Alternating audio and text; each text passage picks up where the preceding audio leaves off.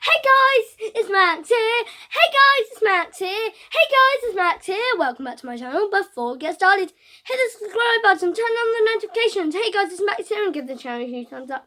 Today I'm reading Bad Dad, chapter, you know by the title. And my nan said it, the name of the last video. Auntie Philip wasn't Frank's aunt. She was Dad's aunt. Flip was short for Philipia. And she prided herself on being from the posh side of the family, even though there wasn't one. The lady had smell of old books about her.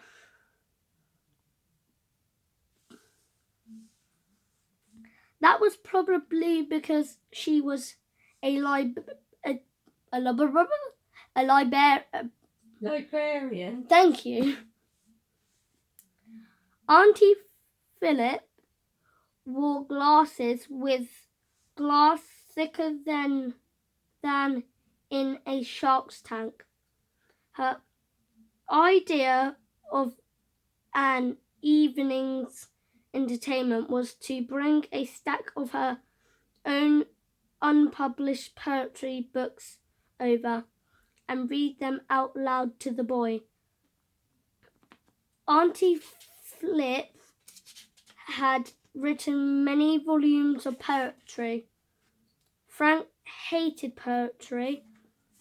Flip would read him her poems about clouds and gooseberries and rainy days and bird songs and talcum powder. For Frank, listening to them was torture. That night the boy was annoyed that he was left alone with the woman while his dad went out for his really exciting top secret, couldn't even tell his own son meeting. Doing what he was told, Frank put his pajamas on and then popped his head round the door of the living room. "Good night, Auntie Flip," he said quickly before turning to go. "Not yet it isn't," chirped the lady. "Sorry?" "As a very special treat, young man, I'm going to let you stay up late." "Cool!" exclaimed the boy. "Yes, you can stay up late so I can read you some of my poetry." This was definitely not cool. "I know how much you like it," she said. "I'm really tired," lied Frank, pretending to yawn, and he stretched his arm out for good measure. "You won't be in a moment, young man, because I have a surprise for you." "Do you like surprises?" "It depends. What is it?" "If I told you, it wouldn't be a surprise," replied Auntie Philip. It says Flip, but it makes more sense if you say Philip. Yeah. The boy thought for a moment. "Is it poetry-based surprise?" "Yes! How did you know?" "It was just a wild guess," sighed Frank.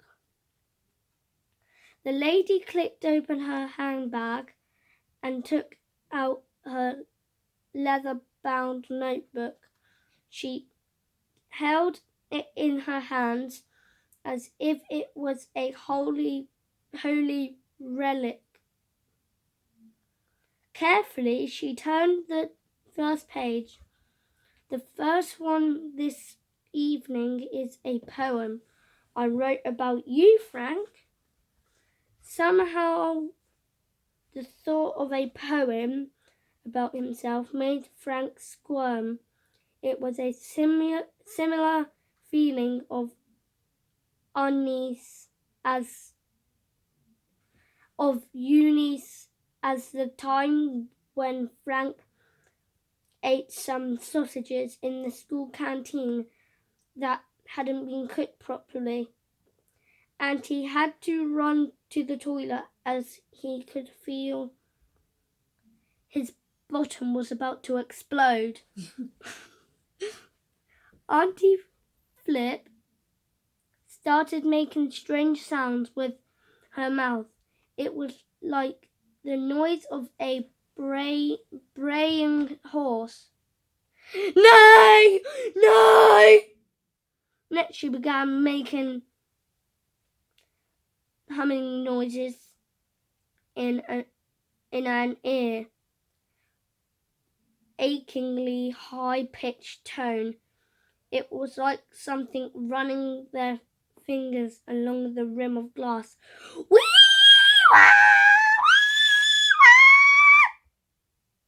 Frank put his fingers in his ears. Is this the poem? He shouted over the din. Philip looked at the boy as if he was bonkers. No, I'm just warming up. The voice, right? I am ready. This one is entitled Simple, Frank, and it is by me. My lovely little Frank, I want to say thank you for being you, the super duper son of my only nephew. You are a boy who spreads joy like a butterfly who dances on the breeze, or a hummingbird sing in the trees, or a dolphin leaping through the sea, or a bee buzzing with another bee. You bring happiness to my heart like a freshly baked apple tart with the lashing of piping hot custard, much nicer than adding some mustard. I know it is strange to mention mustard, but it is the only thing that runs with custard. Please, oh Frank, don't ever get old. Stay forever young and bold. So my poem draws to a close. One last thing, don't pick your nose. The lady's eyes were glistening with tears at the sheer beauty of her own poem. Well, she asked, thought, sniffs. It was so bad. Her eyes stretched Frank's face for approval. Well, what? Asked the boy. Well, what did you think of your special poem? I thought the poem was very... Yes? Frank was old enough to know something. Sometimes you have to tell a little lie to save other people's feelings.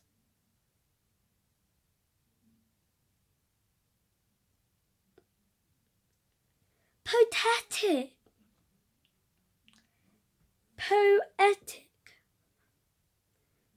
So one down any...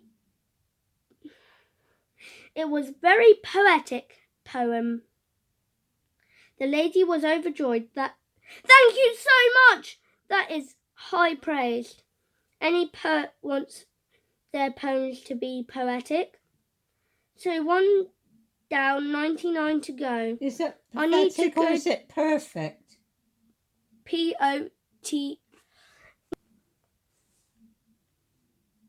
I need to go to bed. Are you sure? Absolutely. I need to go to bed right now. How about I read you a love of manure? I would love to hear it, or some lines on my foot, cheese. I really couldn't.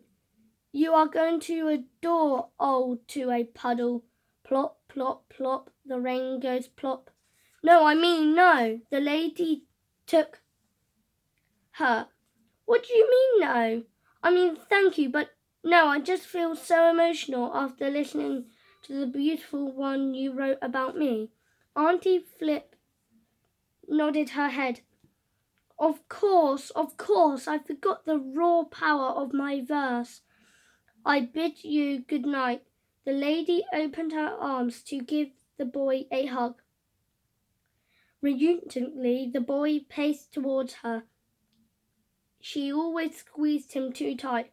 Ugh, said Frank, as he could feel the air being squashed out of him. Sorry, said Auntie Flip. I am not good with hugs. The lady had never been married, nor, to Frank's knowledge,